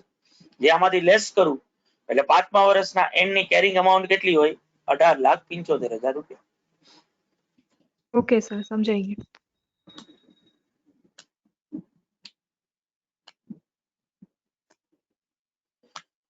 ओ हम सफर लगता है डर, रात कटे ना कभी हो सहर, उस पल में सिमटे उम्र, रात कटे ना कभी हो सहर. तू जो है पास मेरे तू लगे लगे कि जैसे खूबसूरत घर तू जो है पास मेरे तू लगे लगे कि जैसे खूबसूरत घर तू जो है पास तो ये अंबर लगे कि जैसे साया हो सर पर तेरे कांधे पे रख से यूं ही कट जाए सारी पल पल हर पल हर पल कैसे कटेगा पल हर पल हर पल।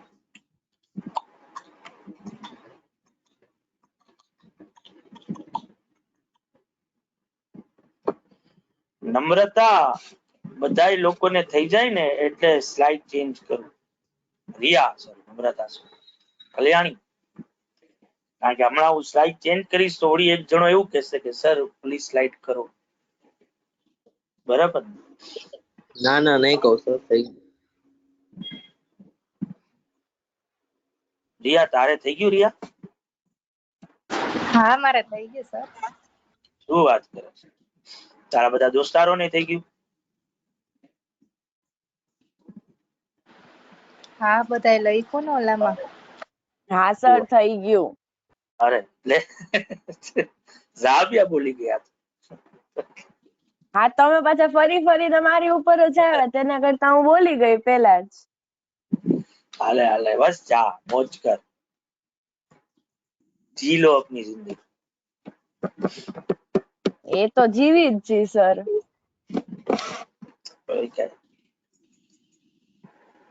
તમારે બધાને આ મારા જલસા ટેન્શન કાઈ નહીં.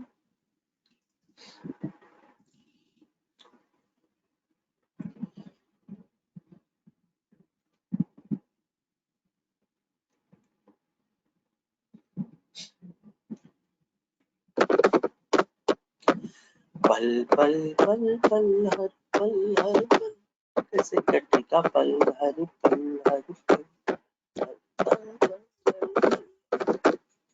कैसे कटेगा पल हर पल दिल दिल दिल दिल में मची है मची मची है हलचल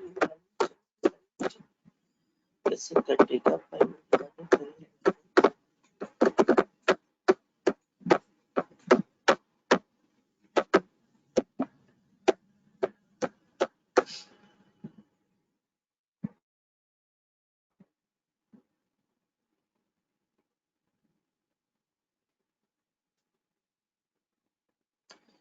ઓકે બાળકો તો હવે તમારા સર બાકી છે સર ખમો બાકી ખમો છે. બાકી છે. સર 2 મિનિટ કહું. આવું ન હાલે આવું ન હાલે આવું ન હાલે. હમણાં ઓલી રિયા કે બધા ડન ડન ડન લખી નાખ્યું એટલે થઈ ગયું આખું. અત્યારે ઓ તમે સર બધા મેં નથી લખ્યું ડન ડન ડન. એવું અત્યારે આવું કરવાનું એમ કાઈ વાંધો નહીં. હાલો હું થોડું ગીત લગાવું મારી રીતે મોજ કરો.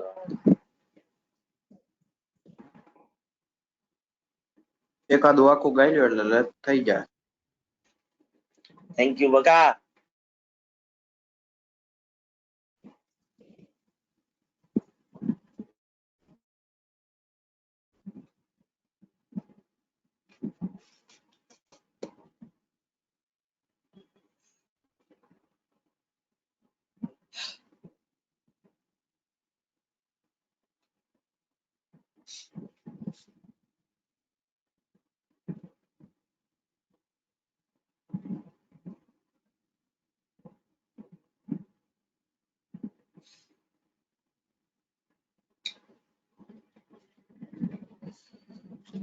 पानी जरा मुझे है छाने गंदे खर्च करना था.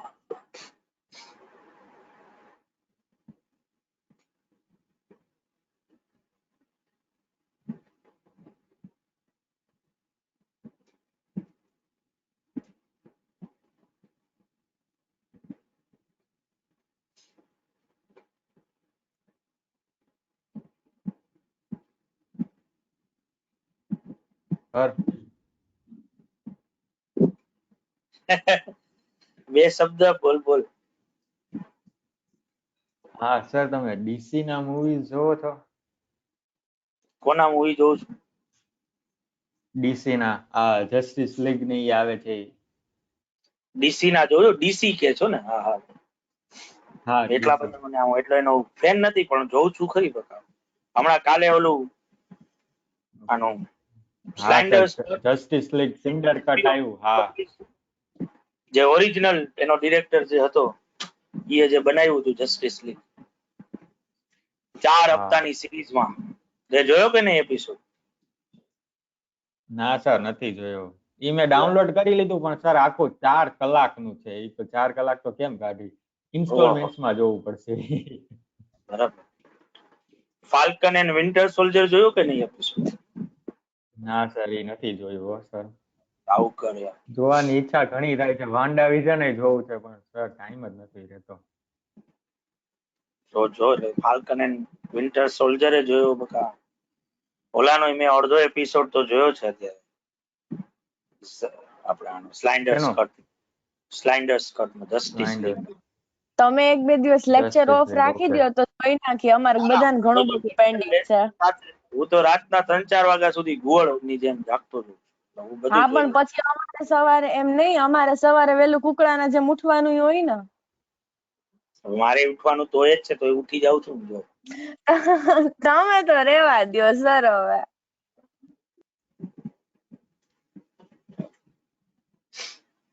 સર આ કેવું છે જસ્ટિસ લીગ આવ્યું, એના રિવ્યુ કઈ છે? ઈ તો ઈ જ છે મને બકા. ખબર ખાલી ઈ તો નથી. એમાં શું હતું ઓરિજિનલી કે કારણ કે ઓરિજિનલી તો ડિરેક્ટર ઈ હતો જસ્ટિસ લીગ નો, જેક સ્લાઇડર્સ. હા હવે એને જે કારણ કે આમે ઈ થોડાક ડાર્ક મૂવી બનાવે છે, એટલે જ્યારે અને આપણે શું કહેવાય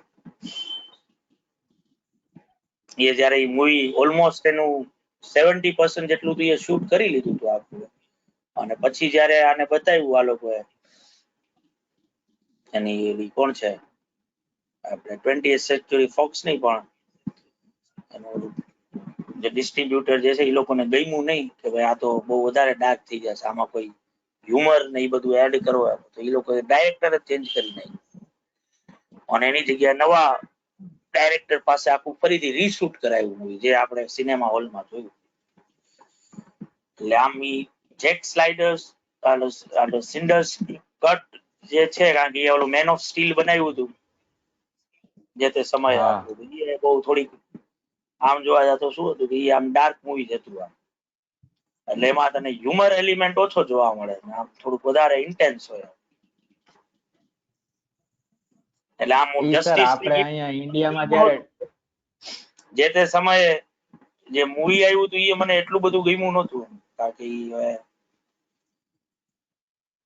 પેલા એવેન્જર્સ સાથે ને એની સાથે એની સીધી કમ્પેરિઝન થાય આખી. હા સર, એ કમ્પેરિઝન તો બહુ અમુક પ્રોડક્શન જગ્યાએ તો બહુ મોટા પાયે થાય છે. પ્રોડક્શન વેલ્યુ એની માર્વેલની સાથે એ લોકો ડીસી વાળા નથી કમ્પીટ કરી શકતા, એ રીતે માથાકૂટ છે પાછી. અને ઓલો બાકી ઓલો બેન એફ્લેક મારો એક ફેવરિટ હા સર, ઓલામાંનો, બેન એફ્લેક તો છે જ. પણ હવે શું થાય બકા. તો સર તમે ઓલા બેટમેન 1, 2, 3 જોયા છે? આવે છે ને કે એનો સેકન્ડ પાર્ટ આવી રહ્યો છે. તેનો second part sir? Suicide Squad નો. અચ્છા, ઓકે. સુસાઇડ સ્કોડ જોયું તું કે નતું જોયું? ના સર, એ નહોતું જોયું. એ નથી જોયું તો પછી શું યાર બકા, ના સર. કઈ તું જોતો તો કઈ છો નહીં યાર. જોકર જોયું કે સર જોકર હમણાં બધું બંધ થઈ ગયું. હા સર, જોકર તો જોયું હતું. એક્વામેન જોયું? હા સર, એક્વામેન એ જોયું. એક્વામેન ઘણી વાર જોયું. WW84 જોયું તે? હા સર, એ જોઈ લીધું. તો તે ત્યારે ખાલી યાદ ફ્રી હતા ને, ત્યારે અમારી એક્ઝામ પતી ગઈ હતી WW84 વખતે. તે આજ નથી જોયું એમ ને સુસાઇડ સ્કોડ? હા સર, સુસાઇડ સ્કોડ જ નથી સ્પિનિંગ જોયું. ઓફ આગળ આપણે એલું ડિસકન્ટિન્યુઇંગ ઓપરેશન્સ કરશું ને ત્યારે હું તમને સ્પિનિંગ ઓફ નો મીનિંગ સમજાવીશ. સ્પિનિંગ ઓફ ના મીનિંગમાં એક આઈડિયલ એક્ઝામ્પલ છે જોકર છે, પછી આ સુસાઇડ સ્કોડ, પછી એ રીતે આ માર્વલે વેનમ બનાવ્યું હતું હમણાં. હા સર, એ વેનમ Spin-off કરેલા. એમાં મજા આવી હતી હો સર. એ બધા મૂવી સ્પિન ઓફ કરેલા છે. ઓકે, એટલે સર જે રીતે આ લોકોએ સમજાણું નહીં, અત્યારે spin-off કરેલા છે. આ ફાલ્કન એન્ડ વિન્ટર સોલ્જર બનાવ્યું કે વાન્ડા વિઝન બનાવ્યું હતું, એ માર્વલે સ્પિનિંગ ઓફ કર્યું છે કે એના અમુક જે નાના કેરેક્ટર્સ હતા એ લોકોએ ફેરવીને એક મોટા ઓલામાં સેટ કરી દીધા.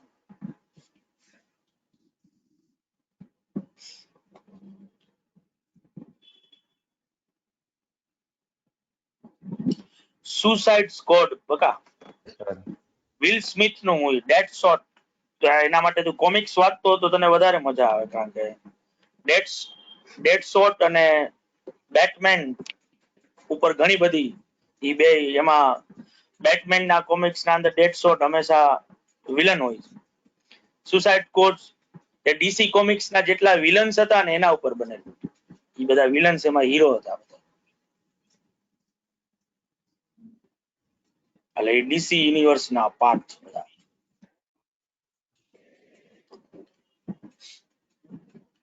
બે શબ્દ તું પછી હોરર મૂવી જોયો છે કે હોરર મૂવી નથી જોયો? એટલે સર અમુક જોયા છે, હોરર મૂવી બધા નથી જોયા. આ કન્જ્યુરિંગ જોયું છે, એનાબેલ જોયું છે, પછી નન જોયું છે. જીગર સર એમાં આવું પછી કઈ ઓલું કારણ કે જીગર જોયું છે. સર અમે બે જણા અલગ અલગ રીતે, જીગર સર જે છે એ બુક્સમાં ઈ સમય આપે છે, હું મૂવીઝમાં ને એમાં ગેમ રમવામાં ને એમાં સમય આપે, અને શેર માર્કેટમાં સમય આપે. બધાને પોતપોતાની હોબી હોય ને. જીગર ને અંકુર ની હોબી રીડિંગ ની છે, એટલે એ લોકો વધુ ને વધુ રીડ કરતા હોય. મારી હોબી વધારે વિઝ્યુઅલાઇઝેશન ની છે, હું વધારે વિઝ્યુઅલ્સ વધારે જોતો.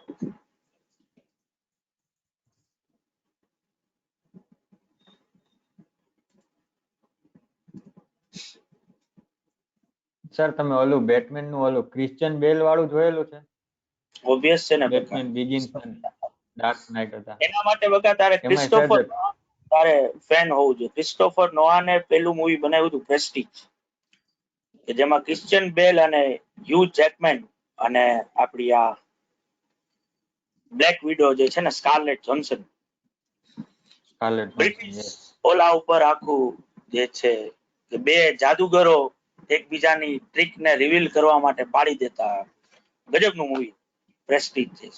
ત્યારથી તું એનો ફેન થયો. એના પછી ક્રિસ્ટોફર નોઆને આ ટ્રિલોજી બનાવી બેટમેનની, કે જેમાં એ આ ક્રિશ્ચિયન બેલને જ લીધો.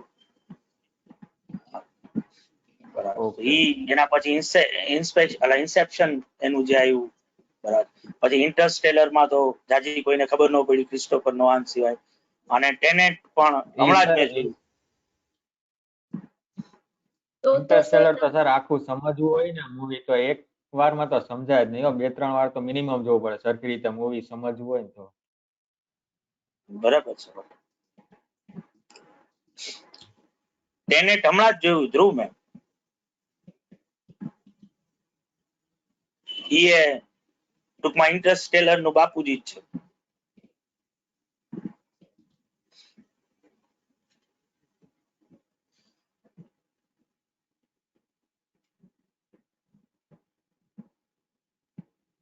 ક્રિસ્ટોફર નોઆ ભાઈ એમ તો ગજબનો ડિરેક્ટર છે.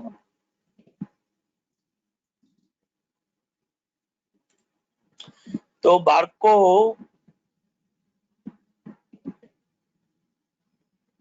ક્યાં ગયું યાર? હા,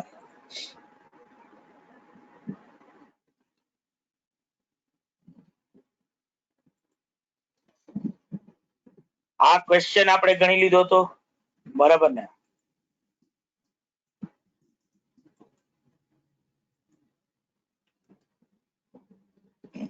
આ ગણી લીધો, આ ગણી લીધો, ગણી લીધો, ગણી લીધો.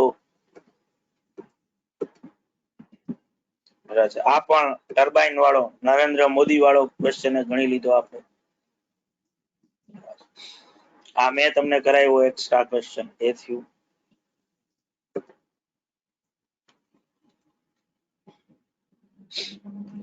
તો જુઓ હવે આ ક્વેશ્ચન તમને દેખાશે ભાઈ. પેલા તો લખી લ્યો તમારા બુકમાં.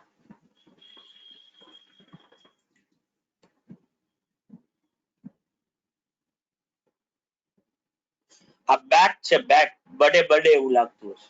An entity purchase an asset બરાબર છે 4 years back for rupees 1 lakh with an estimated useful life of 10 years and nil residual value. Entity has changed depreciation using SLM. Charge છે, change નથી, sorry. Charge depreciation using SLM at 10,000 per annum. This year management reviews the estimated life and decides that the asset will probably be useful for another 4 years only. How should depreciation be computed for remaining 4 years? આવો question છે બાળકો. Question લખાઈ જાય એટલે મને કહેજો. BAD છે ને સર? બેક બેક છે, બેક બડે નથી. BACK છે.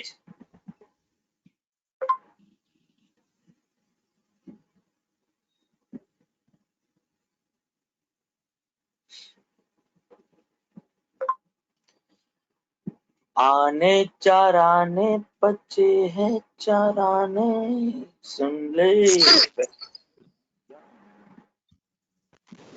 કોણ બોલ્યું? સર કોણ આ બોલ્યું? રિયાના અક્ષર ગ્રીનિતા બોલું. આ હા, રિયાના અક્ષર છે. હવે આ તો કેમ ખબર પડે? ધાર્મી સિવાય મને કોઈના અક્ષર ખબર નથી પડી એટલે મેં તો ઓલા સ્ટુડન્ટ ને લાસ્ટ ટાઈમ મેં જે એક્સ્ટ્રા ક્વેશ્ચન્સ લખાવ્યા હતા ને એનો ચોપડો લઈ અને મેં એમાંથી ફોટા પાડી લીધા. હા સર એટલે રિયાના કેની તું વાત કરે તો લગભગ આ છોકરીના તો નથી જ અક્ષર જ્યાં સુધી મને યાદ. નહીં, બીજી રિયા હતી. રિયાના જ છે સર. હા બરાબર, ના એના એના જ સાચું સાચું. એટલે રિયા તૃપ્તિ વાળી રિયા કે છે ને તું? હા સર આ ઈ સાચું થોડું સાચું. થોડું આ હું કહે રોજ જોઈને છે ને એટલે હું કહું આ લાગ્યું એના હેન્ડ રાઇટિંગ છે. હમણાં એ બેના રિઝલ્ટ આવવાના છે ભાઈ, જેના પર અમને પૂરેપૂરી આશા છે કે લોકો બોથ ગ્રુપ ક્લિયર કરશે ઓપ્ટ આઉટ સિચ્યુએશનમાં.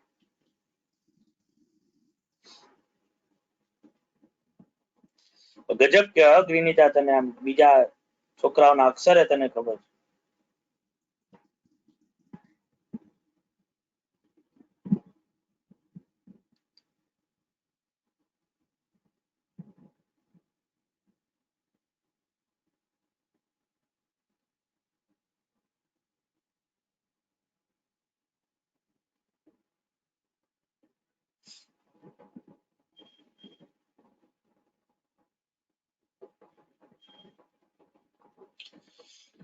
आने चाराने बच्चे हैं चाराने सुन ले प्रश्न करना.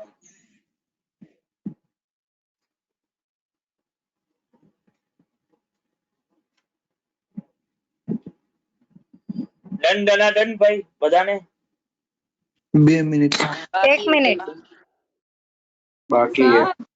આ મેનેજમેન્ટ આ ધીસ યર મેનેજમેન્ટ પછી શું મેનેજમેન્ટ લખ્યું છે? Reviews the estimated life. Okay.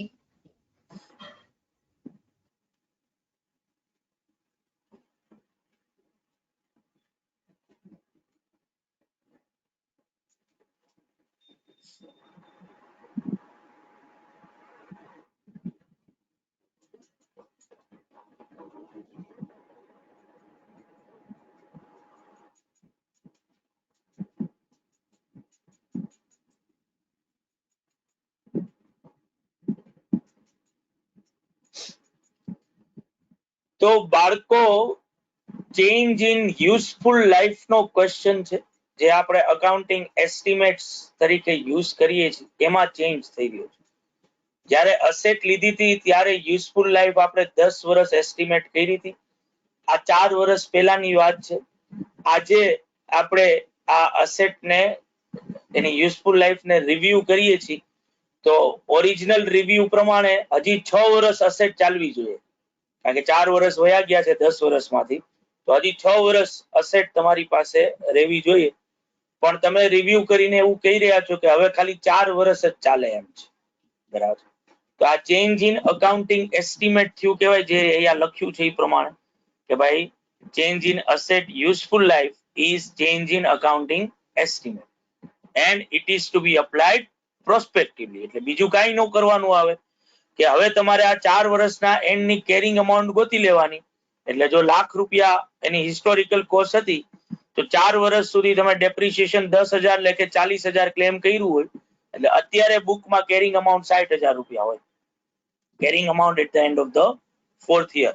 અને હવે આ ₹60,000 6 વર્ષમાં ડેપ્રિશિએટ નહીં થાય, આ ₹60,000 4 વર્ષમાં ડેપ્રિશિએટ થશે. એટલે હવે જો મારે ડેપ્રિશિએશન ગણવું હોય, બરાબર, કે ડેપ્રિશિએશન ટુ બી ચાર્જ પ્રોસ્પેક્ટિવલી ફોર નેક્સ્ટ 4 years, આ એન્યુઅલ ડેપ્રિશિએશન આપણે જે કર્યું તો 60,000 ડિવાઇડેડ બાય 4 years થાય તો ₹15,000 આવશે. બરાબર ને બાળકો?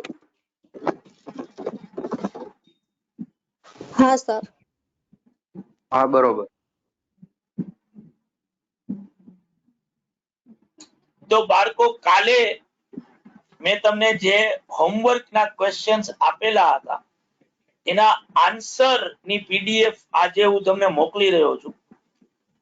તમે તમારા ગણેલા આન્સર સાથે એને કમ્પેર કરજો ભાઈ, અને જોજો કે ક્યાંય કઈ ખોટું પડ્યું છે કે શું છે આ. અને જો થશે તો આજે હું એક્સ્ટ્રા બીજા ક્વેશ્ચન્સ પણ તમને AS10 ના જે છે એ મોકલી રહ્યો છું. એક ક્વેશ્ચન તો બેર મિનિમમ મળશે તમને, એક થી વધારે ક્વેશ્ચન મળે એવી હું ટ્રાય કરું છું.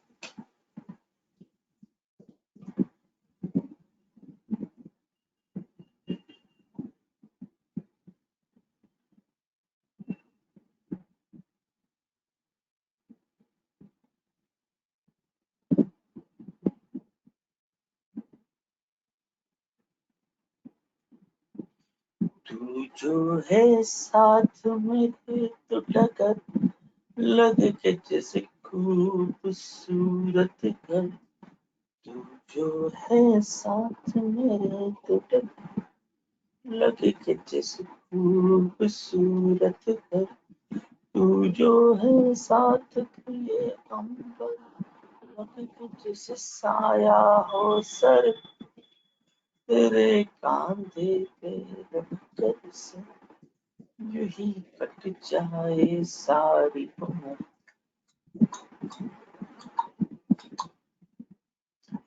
पल पल पल पल पल हर पल ऐसे कटेगा पल हर पल हर पल.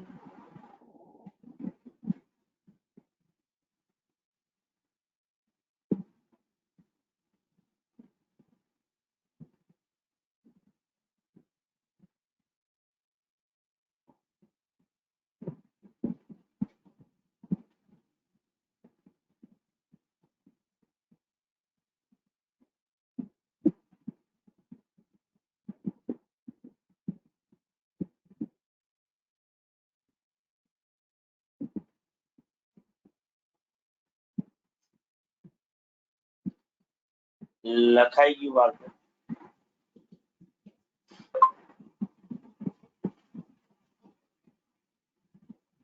હા સર ડન. તો બાળકો આજનો આપણો સંગાત આટલો જ હતો.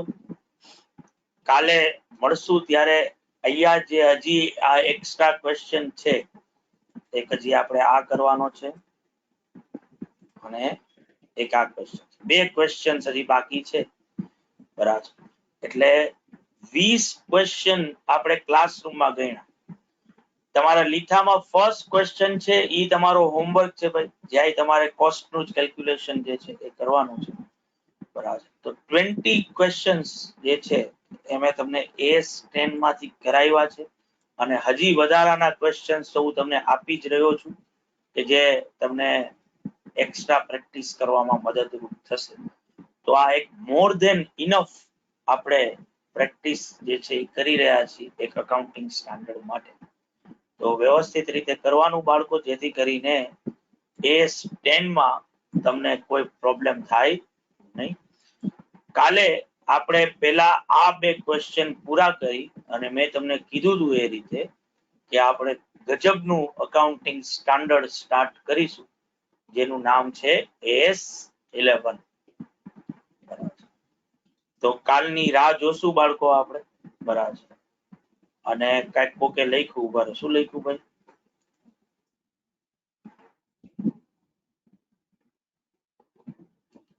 છઠ્ઠો ક્વેશ્ચન બાકી છે એમ છે ને હોય કાંઈ નથી લીધો? છઠ્ઠો ક્વેશ્ચન કયો છે? તો તમે આમાં લઈ જ લીધો હોય. એક જ મિનિટ હો.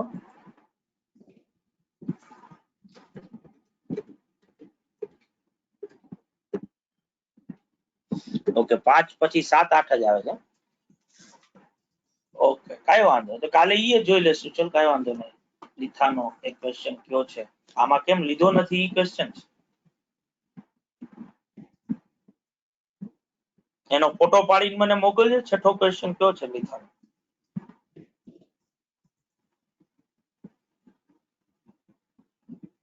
ઓકે તો આવજો બાળકો બધા. આવજો.